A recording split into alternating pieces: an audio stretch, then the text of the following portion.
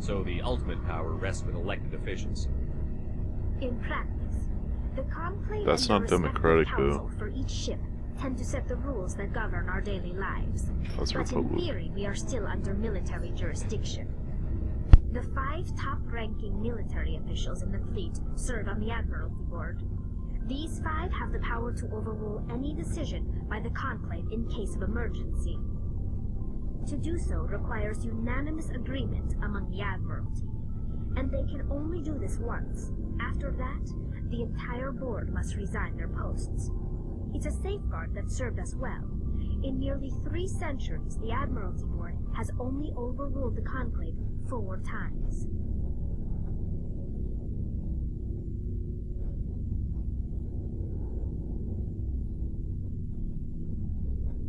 I want to know more about the Geth. I doubt I can tell you anything you don't already know. It's been almost 3 centuries since they drove my people into exile. All I know is the story of their origins, what they were when we created them, and how they turned on us. It was all your fault anyway. Interesting. The Geth were originally created to serve as an automated manual labor force.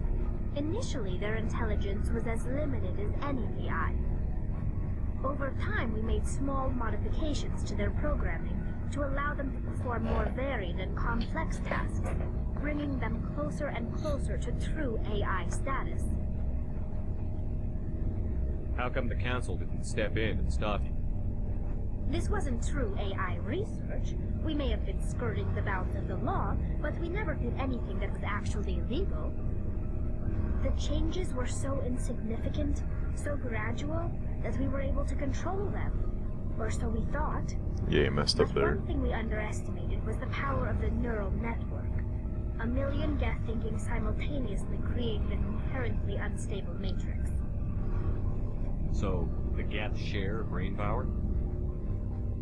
Many of the Geth's logic systems were designed to work in concert with other nearby Geth. Basically, the more of them you have in a group, the smarter they are. So there's some No, sort of... nothing like that. They cannot share sensory data or information. Their programming cannot handle that much simultaneous input. Each Geth maintains an individual awareness and identity. The neural network only operates on a process-based level. It's basically the synthetic equivalent of a subconscious.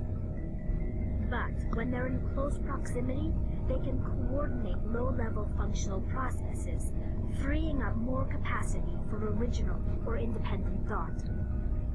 Basically, they're smarter when they're together, That doesn't make any sense. but it I'm does. probably oversimplifying. The Geth are incredibly advanced and complex creations. All you need to know is that they get smarter when they gather in large numbers. As we built more and more Geth, their effective intelligence became more sophisticated, more abstract. One day, a Geth began to ask its Quarian overseer questions about the nature of its existence. Am I alive? Why am I here? What is my purpose? As you can imagine, this caused a near panic among my people. It's made him self-aware. I don't see what's so bad about those questions. The Geth were created to engage in mundane, repetitive, or dangerous manual labor. That's fine for machines, but it won't satisfy a sentient being for long. The Geth were showing signs of rudimentary self-awareness and independent thought. If the Geth were intelligent, then we were essentially using them as slaves. Pretty much. It was inevitable the newly sentient Geth would rebel against their situation.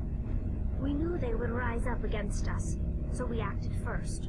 A general order went out across all Quarian-controlled systems to permanently deactivate all Geth. The Geth responded to this order violently.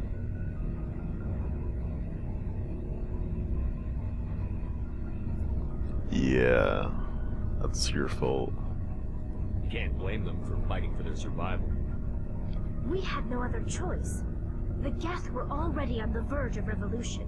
By acting quickly, we had a chance to end the war before it began. You could have just let The them hope go. was that most of the Geth would still be little more than machines, incapable of organized resistance.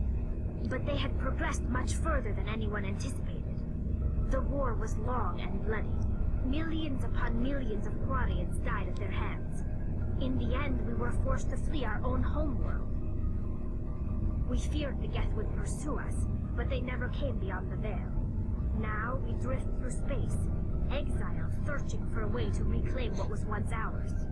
Yeah, they were just defending themselves. And honestly, it serves you right. You got what you deserved.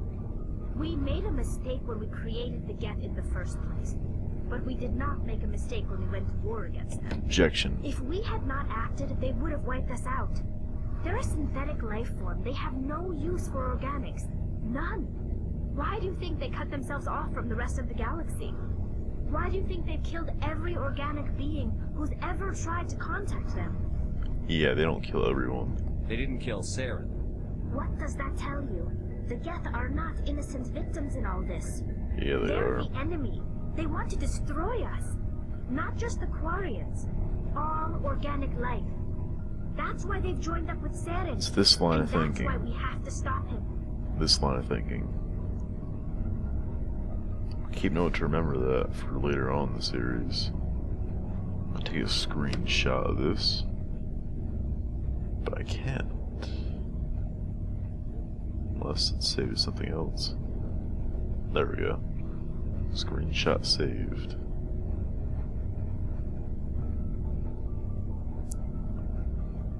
I want to know more about the pilgrimage.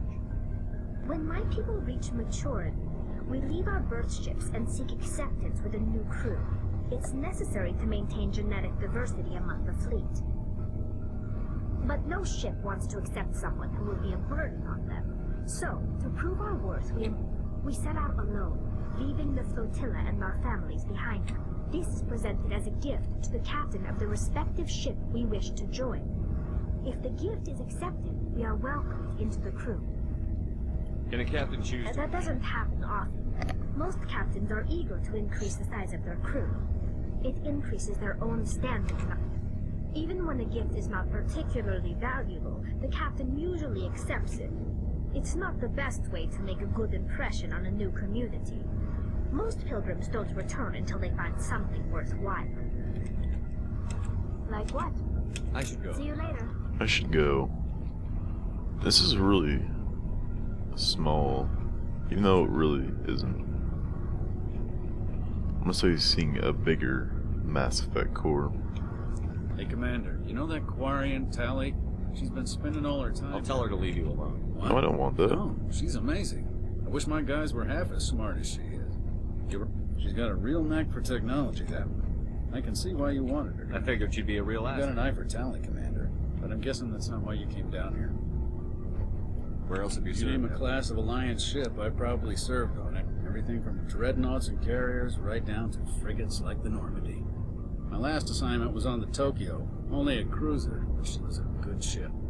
Couldn't hold a candle to the Normandy, though. I want to know more about the She's the Normandy. best ship I've ever served on. Probably the fastest vessel ever designed. She's the only one using the new Tantalus drive. What's so special about the Tantalus? Proportionally, it's about twice the size of any other vessel. Really? Not only are we faster, we can run at FTL speeds longer before we have to discharge the core. Fill me in on the IES stealth system. You can't hide a ship out in space. They emit too much heat and radiation. Too easy for sensors to pick them up, unless you find a way to capture those emissions. So our stealth systems trap the energy we give off in storage sinks built into the ship itself. No emissions. Eventually the sinks have to be vented. More than a few hours silent running and they overheat. Cook us inside our own hull. There's no way for anyone A to... visual scan can still pick us up. Anyone looking out a window can see us plain as day. But you have to be pretty close to get an actual visual out in space. Most vessels rely on scanners. As long as the stealth systems are engaged, they can't see us. Not unless we accelerate to FTL speeds.